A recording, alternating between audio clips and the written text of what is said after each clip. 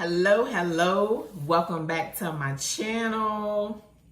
How are you doing today? Let me know in the chat how you guys are doing. Leave me some comments, leave me some emojis. Let me know how you're feeling, how is life going. And if you're new here, I'm Michelle Mayaune, and this is my channel, Relationships for Life. I help women to successfully navigate through the challenges of relationships and marriage. And I do that through spiritual and outside of the box strategies, okay? Personalized strategies. So anyway, today we're going to talk about the 3 of the biggest frustrations in relationships and how to deal with them.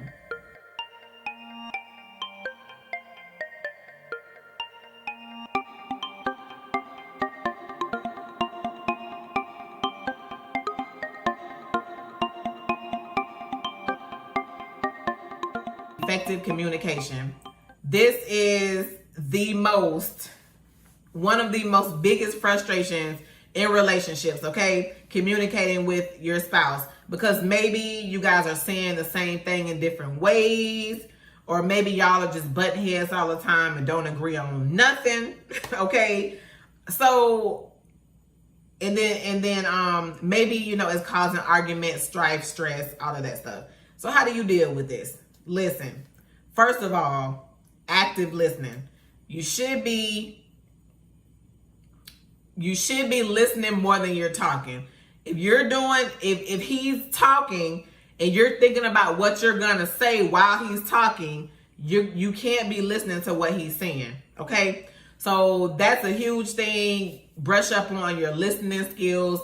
Learn how to chill and just listen to the man. Whether you think he's right or wrong, listen to him without judging what he's saying. Just listen to what he's saying and try to understand it. How else can you deal with it? Spend more time together. The more time that you guys spend together, the more you're going to get on each other's frequency. If you're not spending enough time together, it's just only natural. You're going to get off each other's frequency, or there's going to be some interference with the frequencies. So spend some time with your man, sis, 20, 30 minutes a day. Also learn his language. Like, if he talks a certain way, maybe, pick up on some of those words, and like understand what he means when he says something, right? And that's where the active listening comes in, because you're gonna ask him, hey, well, when you said this, is this what you meant, right? So then he can explain, yes, that's what I meant, or no, I didn't mean that. So then you'll know next time, well, this is what he means when he says that. So you know the language, you know what I'm saying?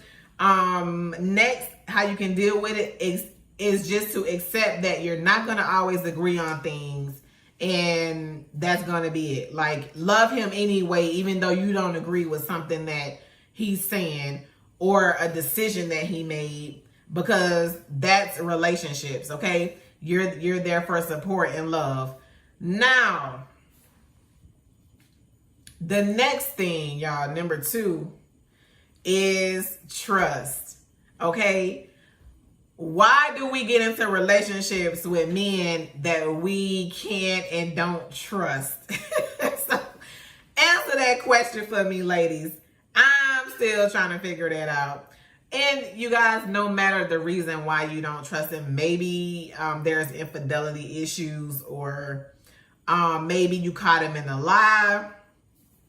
I don't know, okay?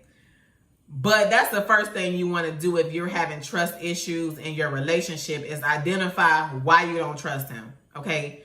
Or whatever, y'all. Maybe it's a friendship, and you're in friends with somebody that you don't really particularly trust all the way. So identify why, because it may not be the person, okay? It may be that the person is very trustworthy. It may be that you have a seed, planted inside. Like I was telling y'all, when I was younger, my dad told me that I didn't need friends, and friends were nothing but trouble. So when people try to be friends with me, I had like this belief, if you will, about friends, and it really affected a lot of my friendships, and I missed out on a lot of opportunities because of that belief. So maybe you have to think within yourself, hey, is this something that I'm dealing with? Do I not trust him because my past boyfriend or my past husband cheated on me? Is that why I'm not trusting him? Because if so, then you need to be working on you, okay? And not perpetuating that distrust towards him because he ain't do nothing, right? And then make it a conversation, okay? Sit down and be open and honest with him and decide to be vulnerable with him about why you don't trust him. And do it in a loving way, sis.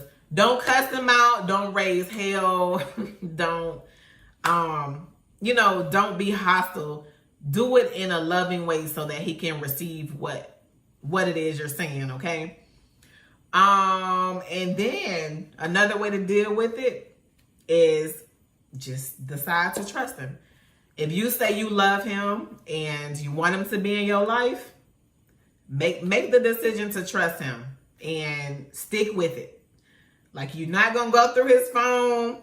You're not going to, whatever it is, go through his wallet, whatever. You're going to trust him, okay? And I'm going to tell you, that's the best thing to do. If you say you love him and you want your marriage to work, you want your relationship to work, because God is good. And if there's anything about let me tell you, this is what I know. If there's anything about that man, if there's anything about him that he not doing right, God will always reveal it to you, sis. Like, he will do it. I'm telling you, like, he will reveal the truth. I'm talking about you won't have to ask no questions.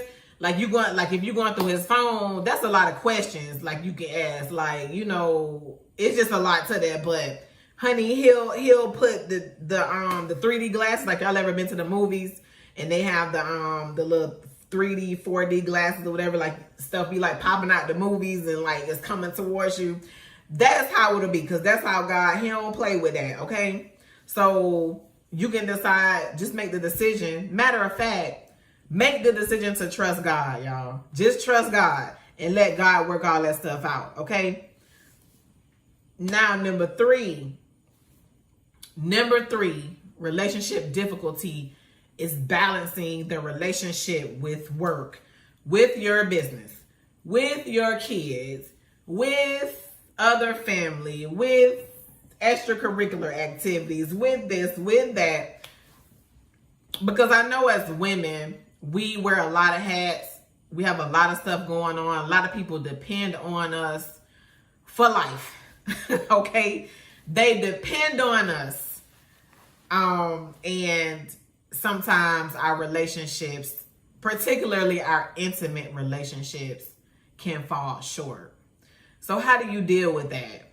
Like I was saying earlier, y'all, take some time out, if it's 20, 30 minutes a day, to spend time with the people that mean the most to you. Your husband, your kids, your mom. If you have some friends, try, and I know that's hard, but try to spend time with them on a daily. If it's just a text message, I know sometimes with our friends, my best friends, I have one that lives close, but the other ones, they don't live close. So we're not always able to get together, but we'll send little text messages here, every day pretty much we talk. We'll send text messages or talk about old memories. Sometimes we'll FaceTime each other, whatever. But we just try our hardest to keep connected because we want our relationship to flourish. Okay? And that's the important thing. If you want your relationship to flourish, sis, in your intimate relationships, you have to spend time. Got to. And if it's with the husband, the boyfriend, at least 20, 30 minutes a day, y'all need to be in each other's face. Okay? Talking. making eye contact, okay? Touchy-feely. And that, just like I was saying, basically just make those relationships priority over other things, okay? Like, is it more important that you watch Netflix or spend time with your spouse? So yeah. And listen, y'all, if you are having challenges with maybe your scheduling or anything like that, if you're having challenges in your relationship with trust, maybe you don't trust your spouse, but you don't know where it's coming from, okay? Schedule a call with me. I would love to speak with you. I would love to help you develop a personalized plan, a personalized action plan to improve your relationships, because relationships are the heart of life, y'all. Okay? So anyway, I'll put that link in the description box below. I love you guys. Peace out. Talk to you later.